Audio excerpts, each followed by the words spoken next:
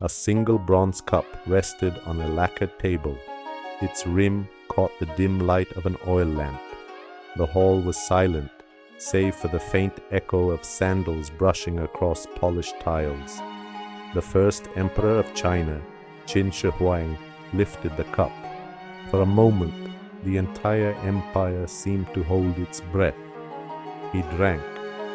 Days later, the strongest ruler the world had yet seen, unifier of warring states, builder of walls, commander of armies, dreamer of immortality, was gone. Was it sickness? Was it the poison of the very elixirs he sought to make him live forever? Or was it something darker, an assassination by medicine, engineered by those who stood to gain most when the emperor no longer lived? This is the case file we open tonight, Poison in the Qin Court. Over the next hours, we will slow the story down. Step by step, artifact by artifact, we will reconstruct what is known, what is suspected, and what was whispered in corridors where no written record survives. From bamboo strips unearthed in ancient tombs, to residue inside bronze vessels, to the pages of Sima Qian's Shiji, we will weigh the evidence carefully.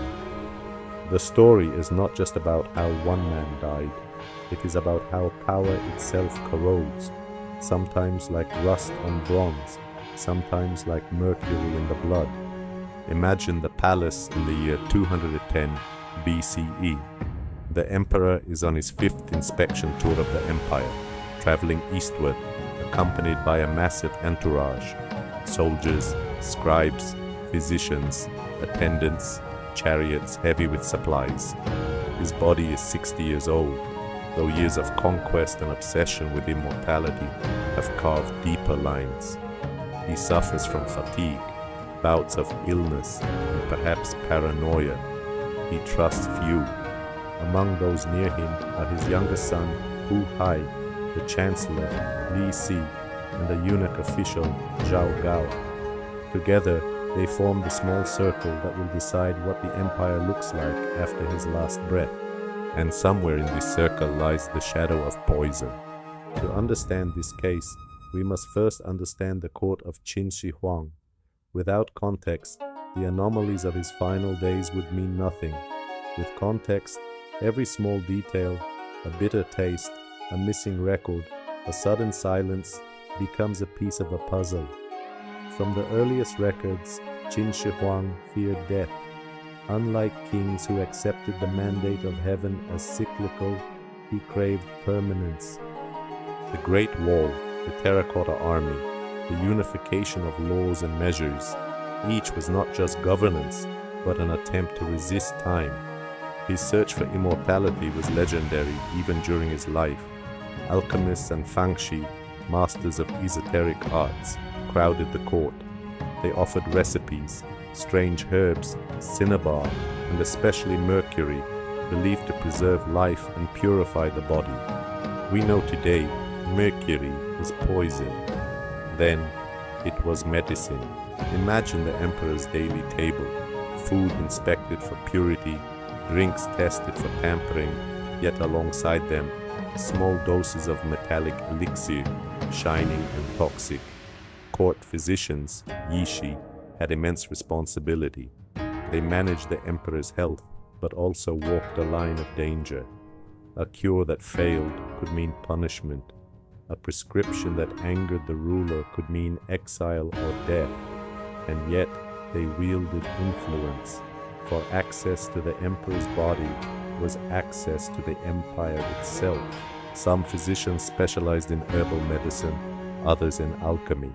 Records show disputes between them, one camp urging caution, another promising immortality through bold concoctions. The emperor favored boldness. That preference may have sealed his fate. Every meal in the Qin court was ritualized. Food tasters checked each dish. Vessels were sealed. Servants were monitored. Poisoning was rare, but always feared. Yet the irony is clear. The very substance the emperor demanded, the alchemical elixir, bypassed these safeguards. If poison killed him, it may not have been an assassin's cup slipped through shadows. It may have been the official medicine ordered by the emperor himself. By 210 BCE, Qin Shi Huang was restless. He had unified the warring states, but unrest simmered. Rumors of rebellion in the provinces spread. He embarked on another eastern tour, both to display power and to consult alchemists who promised islands of immortals in the eastern seas. The caravan stretched miles, soldiers with spears, scribes with bamboo slips, cooks with provisions, physicians with their chests of remedies. The emperor's health was already failing. Sources mention fatigue, an erratic temper, and declining stamina. On this journey, he would never return to the capital alive. At his side were three figures who would shape events. Hu Hai, the youngest son, favored for obedience, not strength. Li Si, the chancellor, a brilliant administrator but anxious about legacy. Zhao Gao, a eunuch official, cunning, ambitious, master of legalist procedures. Each had motive, each had opportunity, and each would later play a part in the empire's unraveling. Archaeological finds confirm that cinnabar, mercury sulfide, was widely used in Qin medicine. Bronze vessels tested in modern labs reveal high mercury traces. Physicians believed mercury could balance the body, extend life, or ward off decay. But in large doses, mercury corrodes the nervous system. Symptoms include tremors, paranoia, hallucinations, and eventually death. Strikingly, some descriptions of the emperor's behavior, suspicion, rage, sudden changes, fit these symptoms. So the central tension arises. Did Qin Shi Huang die of cumulative mercury poisoning? Or was the final dose deliberately altered to ensure his end came sooner? Much of what we know comes from Shiji, compiled a century later by Sima Qian. He worked under Han Dynasty rule long after Qin's collapse. Thus, every line may carry bias. Qin Shi Huang was remembered as both unifier and tyrant. Still, archaeology provides independent clues. Tomb artifacts, residue in vessels, bamboo slips from the Qin hand that detail medical recipes. The convergence of text and material evidence suggests that poison by medicine is more than legend. To investigate the death of Qin Shi Huang, we must sift the evidence like an archaeologist with a brush, slow, patient, and aware that fragments may never form a whole. Still, what survives is remarkable. Our first and most substantial source is the Shiji, the records of the Grand Historian, compiled by Sima Qian around 100 BCE, roughly a century after the emperor's death. In its terse lines, we find the official story. On the emperor's eastern tour, his health declined. He died suddenly in the district of Shakyu. His death was concealed until the entourage returned to the capital, with fish carts following the hearse to mask the smell. Notice what is missing. No mention of cause, no mention of physicians, no detail of medicine. Silence itself can be suspicious. For an emperor obsessed with health, who employed armies of alchemists, to die without a medical note is strange. Historians suggest the mission was deliberate. To record poison or elixir overdose might shame the dynasty or implicate powerful figures. Archaeology supplements the silence. In tombs of Qin and early Han officials, scholars have found bamboo strips listing remedies. One slip, now in the Shanghai Museum, details a cinnabar and honey preparation for longevity. Another describes the refining of mercury with herbs to drive out decay. To a modern ear, these read like poison manuals. Mercury, when consumed, accumulates in the body. Symptoms: tremors, muscle weakness, paranoia, aggression, cognitive decline, exactly the traits described of Qin Shi Huang in his final years: restless tools, distrust of advisors, bursts of rage. Were these cumulative symptoms, or was there a sudden, fatal overdose? Chemical analysis of bronze containers from Qin burial sites shows astonishing levels of mercury residue. Some scholars suggest mercury was even used in rituals or as a preservative in tombs. In the mausoleum of Qin Shi Huang himself, remote sensing has detected unusually high mercury levels in soil, so high that modern archaeologists avoid digging. Ancient texts claim rivers of mercury were constructed inside, symbolizing eternal rivers of power. This obsession confirms one fact: mercury was central to Qin imperial medicine. So, when we imagine the emperor drinking his elixir, we must picture not just herbs, but a metallic tang that even attendants may have noticed. Later commentaries, though colored by Han hostility toward Qin, describe the emperor in his last years as increasingly erratic. He feared death, ordered executions on suspicion, and constantly traveled to escape ill fortune. These could be the paranoia and anxiety caused by chronic mercury poisoning. During the 210 BCE tour, records note he became ill, possibly with chest pain, dizziness, or fever. Such symptoms overlap with both natural illness and mercury toxicity. But one phrase stands out: the entourage carried fish carts to cover a stench. Fishy odor is consistent with the release of organic compounds in a decaying body, but it also recalls the metallic smell sometimes noted in severe mercury poisoning cases. What exactly was in the cup? We cannot know, but recipes from contemporary alchemists mention mixtures of mercury sulfide, real gar, arsenic sulfide, cinnabar, and plant extracts. Even tiny miscalculations could be fatal. Two possibilities emerge: accidental poisoning. The emperor consumed too much of his own immortality medicine. This would be tragic irony: death by seeking life eternal. Deliberate alteration. A physician, eunuch, or minister increased the dosage or swapped ingredients. In a court where access was limited, such tampering would have required intent and opportunity. Evidence alone rarely tells a full story, but consider, to poison the emperor through food was nearly impossible. Tasters, seals, and rituals prevented it. Through medicine, however, the emperor himself demanded the dose. No taster could intervene. Thus, if there was a plot, medicine was the perfect weapon. And yet, archaeology is frustrating. We have no preserved cup from that journey, no direct residue analysis from the very caravan. Soil samples, bamboo strips, and bronze vessels speak loudly, but indirectly. They show what could happen, not what did. This silence creates space where theories multiply. Historians fill it with suspicion. Zhao Gao manipulating records, Li Si fearing the emperor's wrath, Hu Hai needing his father gone to ascend. But at the center stands the same bronze cup, raised, drunk, emptied.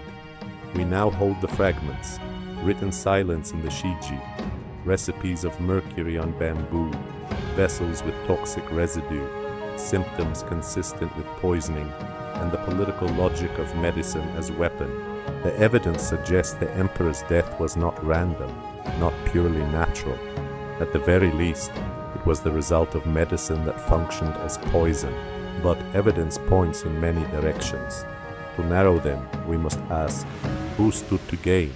In the next act, we examine the suspects, their motives, their power, and their shadows in the Qin court. When death falls upon a throne, the question is never only how. It is always also who benefits. In the final months of 210 BCE, as Qin Shi Huang's entourage wound its way east, Three figures emerged at the center of suspicion: the son Hu Hai, the Chancellor Li Si, and the eunuch Zhao Gao. Their faces, recorded in fragments of history, are blurred by bias, yet through them we glimpse the machinery of ambition and perhaps the hand that guided the poisoned cup. Hu Hai was not the eldest. In fact, by traditional order of succession, he should never have been emperor. His elder brother, Fu Su, was respected, competent, and stationed with General Meng Tian on the northern frontier. Fu Su's reputation was of fairness and clarity. His bond with the army made him the natural heir. Yet history took another path. After Qin Shi Huang's death, it was Hu Hai who became the second emperor of Qin. Why? Motive: ambition mixed with manipulation. Hu Hai may have desired power, but he lacked the strength to seize it alone. He relied on Zhao Gao, who groomed him as a pliable puppet. If Hu Hai dreamed of ascending, his father's death was the doorway. Opportunity limited. As a young prince, he had little direct control over medicine or court physicians, but with Zhao Gao at his side, and with proximity on the eastern tour, he had access to whispers, instructions, and influence. Suspicion. If Hu Hai was complicit, it was not by his own hand, but by allowing others to clear the path for him. Li Si, Chancellor of Qin, was a man of paradox. Brilliant, pragmatic, and ruthless, he had helped Qin Shi Huang unify the empire through legalist reforms. He standardized weights, measures, and script, leaving a legacy that survives today. But by 210 BCE, Li Si was aging. His position was precarious. Qin Shi Huang's suspicion was growing, and rivals circled. If Fu Su, the capable elder son, took the throne, Li Si's power might wane. Fu Su was known to criticize harsh legalist policies, favoring a softer rule. For Li Si, this was a threat. Motive: self-preservation. Ensuring Hu Hai, young and inexperienced, took the throne meant Li Si could remain the true power behind it. Opportunity immense. As Chancellor, Li Si oversaw records, communications, and much of the imperial bureaucracy. He could influence which physicians were trusted, which doses were administered, which reports were written or erased. Suspicion. Li Si's later role in forging the imperial edict, ordering Fu Su to commit suicide and Hu Hai to ascend, reveals how far he was willing to manipulate succession.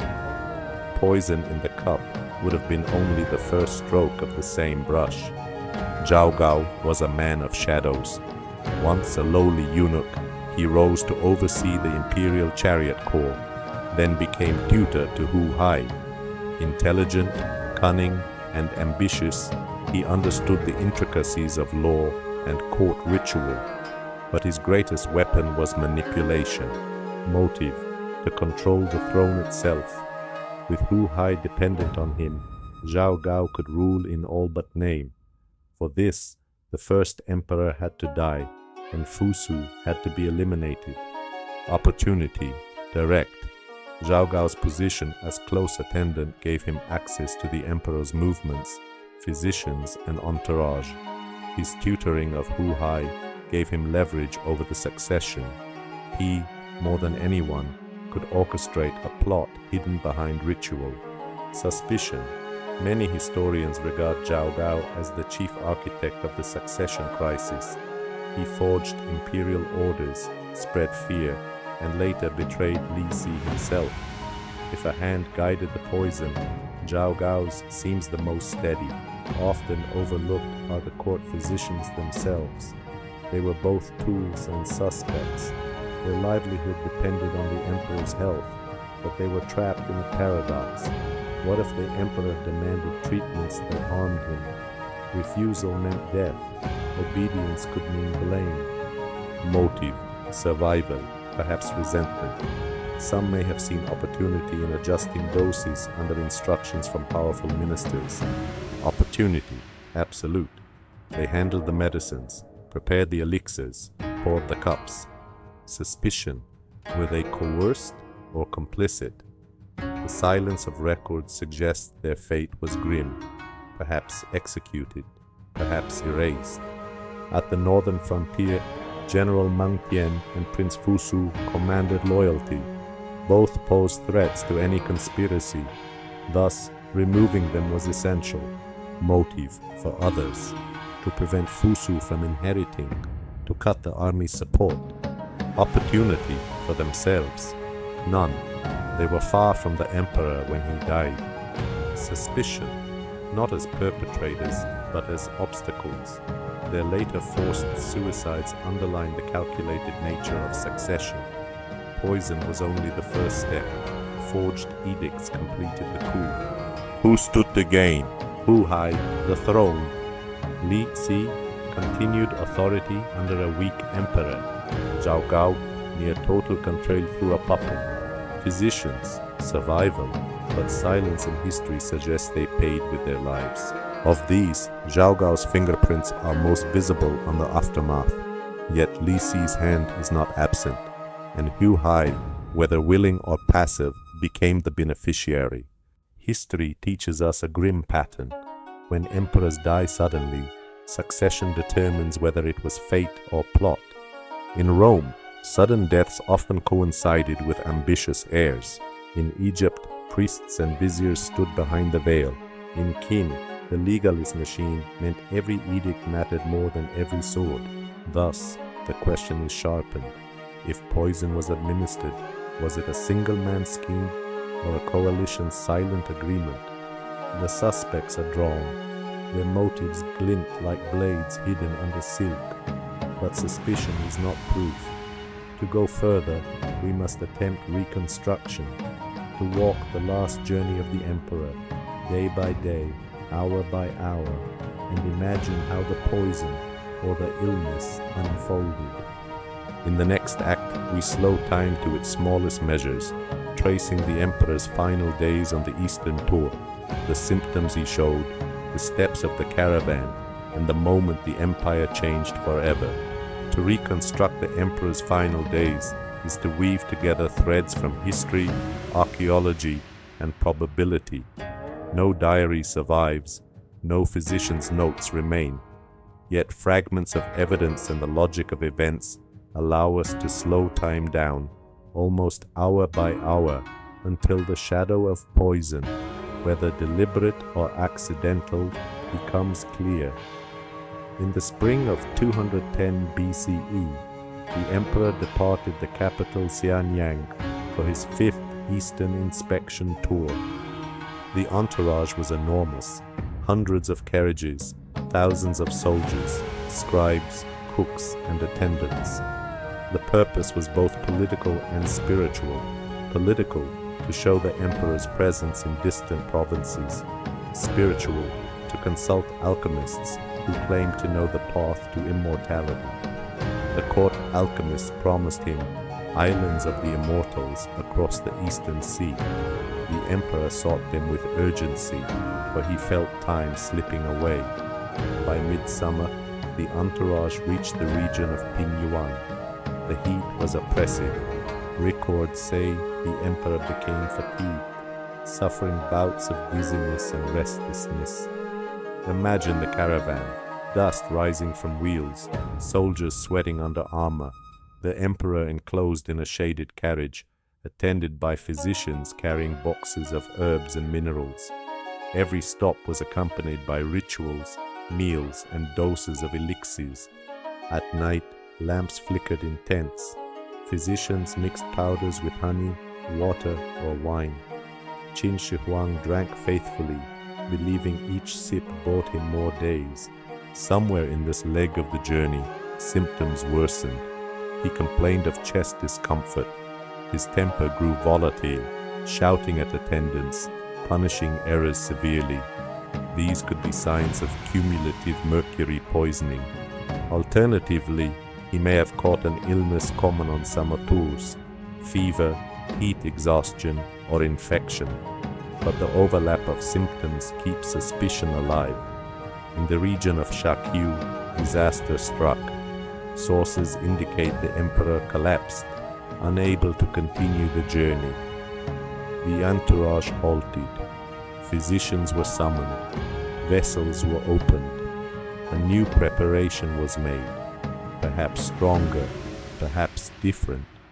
One can picture the scene. The Chancellor Li Si waiting anxiously, Zhao Gao whispering to Hu Hai, attendants hovering, the Emperor pale and sweating. A bronze cup is filled. Was this the fatal dose? He drank. Hours later, he worsened. Within days, he was dead. The Emperor's death was not announced. Li Si and Zhao Gao feared chaos. They placed the body in a carriage, ordered carts of fish to follow to mask the odor, and forged imperial edicts. One edict commanded Fu Su, the rightful heir, to commit suicide. Another confirmed Hu Hai as successor. Both were carried out. The cover-up was meticulous. The empire moved forward as if the emperor still breathed. Messages to officials were issued in his name, sealed with his authority, even as his corpse lay in the caravan. Day 1, early signs. Morning, emperor complains of dizziness. Physicians administer elixir. Afternoon, caravan slows pace. He rests in carriage. Evening, attendants note agitation and bursts of anger. Day 2, decline. Morning, severe chest pain or fever. Physicians debate remedy. Midday, Li Si and Zhao Gao confer privately. A stronger preparation is given. Night, emperor collapses, breathing shallow. Day 3, crisis. Morning, emperor unresponsive, entourage panics. Afternoon, death occurs. Records later vague, perhaps deliberate silence. Evening, body sealed in carriage, fish carts ordered to follow. Day 4 onward, concealment forged edicts written, orders dispatched in emperor's name. Fu Su, far away, receives command to die. If illness, the emperor died naturally of fever or heart failure, worsened by exhaustion and stress. If poisoned by elixir, an overdose of mercury or arsenic-based preparation accelerated death. If assassination, a dose deliberately altered by physician or attendant under orders of Zhao Gao or Li Si, sealed his fate. The line between these scenarios is thin. What unites them is the medium, medicine. Whether by mistake or design, what was intended as cure became cause of death. For Li Si and Zhao Gao, the emperor's failing body was both crisis and opportunity. To let him linger was dangerous. He might recover, punish them, or change succession plans. To let him die swiftly allowed control. Imagine them in the dim light of a tent, weighing options, whispering calculations. The cup was poured. The emperor drank. The world shifted. The Eastern tour was meant to find immortality. Instead, it brought death. The irony is sharp. The emperor rode east seeking elixirs of life, only to consume what may have killed him. For the empire, concealment was immediate necessity, but it only delayed collapse. Within 3 years, Qin was gone. We have reconstructed the days and hours, the heat, the symptoms, the fatal cup, the concealment, the forged edicts. The sequence aligns with both natural illness and poisoning, but the political consequences reveal much more. In the next act, we examine the aftermath, how the emperor's death reshaped succession, toppled loyal men, and set the stage for the fall of the Qin Dynasty.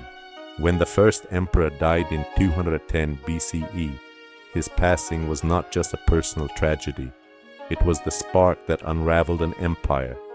Poison, whether accidental, medicinal, or deliberate, was not merely the end of one man, but the beginning of a collapse that no wall, no army, no decree could prevent. The immediate aftermath was silence. To announce the death of the emperor on the road would risk rebellion, desertion, or power grabs by ambitious generals. So, Li Si and Zhao Gao concealed the truth. They placed the emperor's body in a carriage, sealed it, and surrounded it with carts of salted fish. The stench of decay was masked by the stronger odor of fish. The caravan continued as if nothing had changed. Orders were issued in the emperor's name. Attendants bowed to a carriage that no longer carried life. This deception bought time, but also created the conditions for conspiracy. With the emperor gone, succession became the core issue.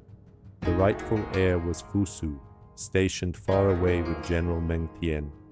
Both men were loyal, competent, and popular. For Zhao Gao and Li Si, this was dangerous. Fusu would resist manipulation. Meng Tian commanded armies that could enforce his claim. So they forged edicts.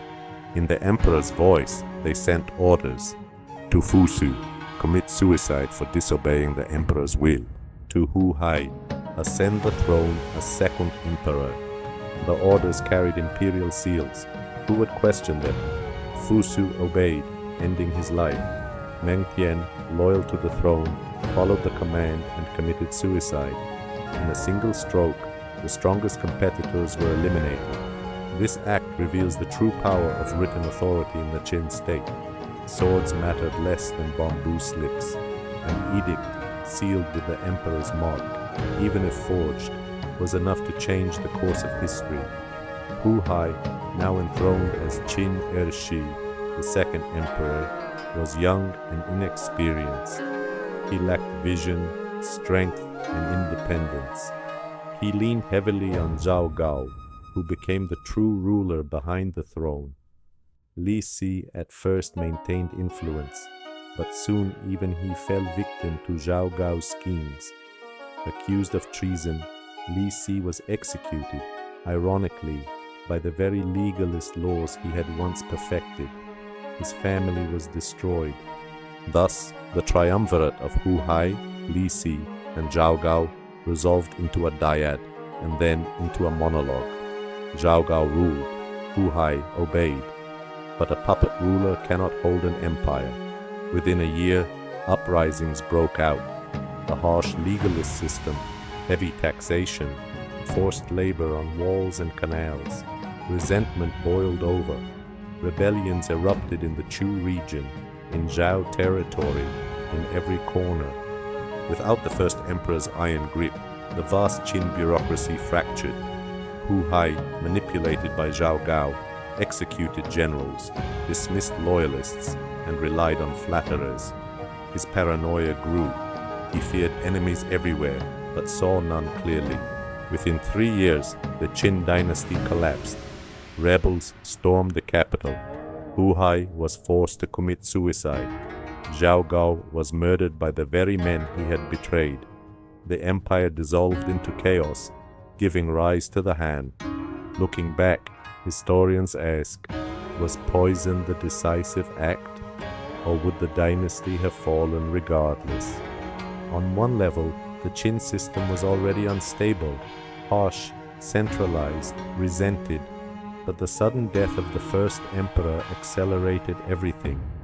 With him alive, rebellions might have been crushed, succession might have been orderly, Li Si's administration might have endured longer.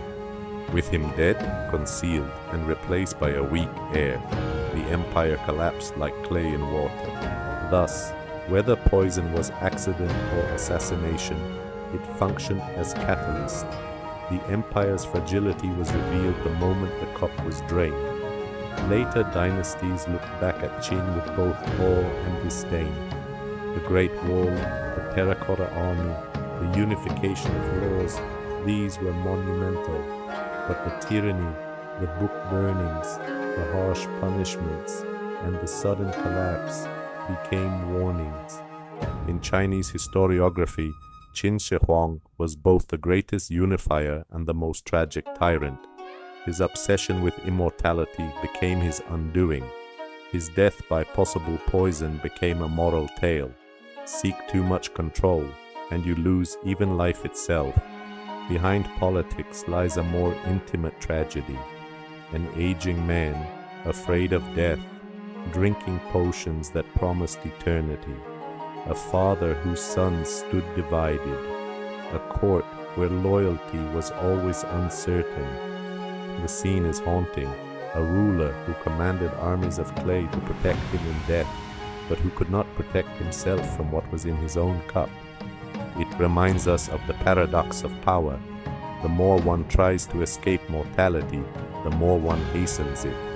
The story of poison in the Qin court echoes with other empires. In Rome, Emperor Claudius may have been poisoned by mushrooms. In Egypt, rumors swirled of Cleopatra's suicide by snake or poison.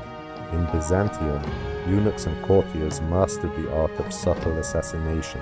Again and again, power at the highest level proved vulnerable, not to swords, but to cups, powders, and drops invisible. We have seen how the death of Qin Shi Huang was concealed, how forged edicts killed heirs, how Hu Hai's weakness doomed the dynasty, and how Zhao rose and fell. But what remains is reflection. What lessons can we draw? What does this case tell us about the nature of power, medicine, and mortality? In the final act, we step back. We consider the broader insight, why a single dose of poison, real or imagined, can topple empires. When the curtain of history falls, we are left not with certainty, but with echoes. Qin Shi Huang's death remained shrouded. Illness, overdose, or assassination by medicine. Yet beyond the speculation, his story offers lessons about power, mortality, and the fragility of empires. The first emperor sought eternal life with an obsession unmatched. He summoned alchemists from every province, demanded expeditions across seas, swallowed metals and minerals. His quest was not unique. Rulers across cultures dreamed of defeating death, but few pursued it with such scale. The irony is stark. What he consumed as cure was likely the poison that killed him. Immortality elixirs laced with mercury did not grant centuries. They hastened decay. The emperor who wanted to live forever may have shortened his years by his own hand. This paradox repeats in human history. The very tools meant to preserve power or life often undermine it. The emperor trusted few. He built walls, armies, and tombs as fortresses against mortality and betrayal. But power breeds paranoia. He punished dissent harshly, silenced scholars, demanded loyalty above reason. In the end, this climate of fear made betrayal easier. Ministers and attendants could conspire because trust had already eroded. An emperor who sees enemies everywhere makes enemies everywhere. Poison thrives in courts of suspicion. More than poison, succession destroyed Qin. The death of the emperor left a vacuum. Fusu, the rightful heir, was eliminated by a forged command. Hu Hai, unfit to rule, was enthroned. Zhao manipulated events, then devoured his allies. The empire collapsed not solely because of the emperor's death, but because the transition was poisoned, politically as well as physically. History teaches that power without a clear, accepted succession plan is fragile. Thrones fall not only when rulers die, but when heirs are contested. The case of Qin Shi Huang underscores a timeless truth. Medicine can be weaponized. In the Qin court, physicians held the emperor's life in their hands. Whether by accident, mistake, or manipulation, their prescriptions became lethal. Across cultures, rulers feared poisoning more than blades. Cups, powders, and brews could bypass guards and walls. Poison leaves little trace, especially in times without forensic science. Today, the lesson remains. The line between cure and poison is thin. trust in expertise must be balanced with vigilance against misuse. The Qin dynasty was vast, centralized, and formidable, yet within 3 years of its founder's death, it collapsed. The speed of its fall shows how empires can be brittle when built on fear and force without shared legitimacy. Walls of stone could not secure succession. Armies of clay could not defend the throne. Laws engraved on bronze could not prevent forgery of an edict. A single death unspooled the threads. Step aside from politics and see the human story. An aging man, fearful of the inevitable, clutching at promises of life. He drank what was handed to him, believing in eternity, only to fall. His tomb, filled with rivers of mercury, symbolizes his dream and his delusion. The Terracotta Army, rows upon rows of silent soldiers, guard him still, but the man himself could not guard against time. We, too, seek to prolong life, to resist decay, to hold on. The first emperor's story reminds us, obsession with eternity may blind us to the value of the present. The pattern repeats. Rome, Emperor Claudius poisoned, perhaps by mushrooms prepared by Agrippina. India, tales of Ashoka's brothers vying with poison. Byzantium, courtiers mastering subtle toxins. In every empire, the higher the throne, the closer poison sits at the table. What killed Qin Shi Huang? The answer may never be final, but the evidence suggests mercury in elixirs damaged his body. Political intrigue prepared the ground. Concealment and forged edicts shaped the aftermath. Thus, the cause was not a single sip, but a system, a court where fear reigned, where ministers plotted, where science blurred with superstition. The death of the first emperor was not just the death of a man, it was the death of a dream of absolute control. For in the end, even the greatest empire cannot master mortality. As we close this case file, remember the image, a bronze cup on a lacquered table, lifted in faith, emptied in silence. Around it, courtiers whisper, soldiers march, fish carts follow, and history changes course. The empire that sought to last forever lasted 15 years. The man who built rivers of mercury could not cross the river of time.